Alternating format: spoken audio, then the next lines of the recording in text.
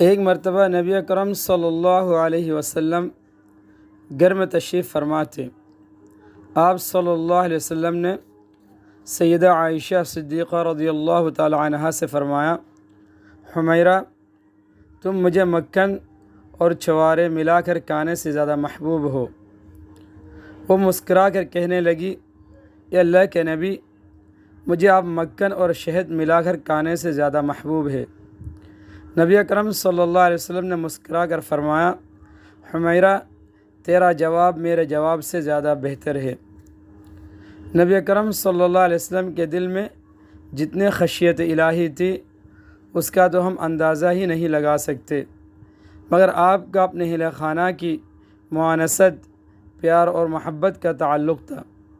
یہ چیز عین مطلوب ہے اور اللہ تعالیٰ بھی اس چیز کو پسند کرتے ہیں۔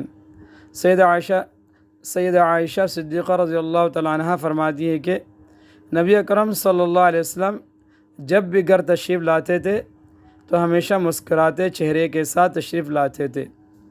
اس حدیث پاک کے آئینے میں ذرا ہم اپنے چہرے کو دیکھیں کہ جب ہم اپنے گھر آتے ہیں تو تھیوریاں چڑھی ہوتی ہے۔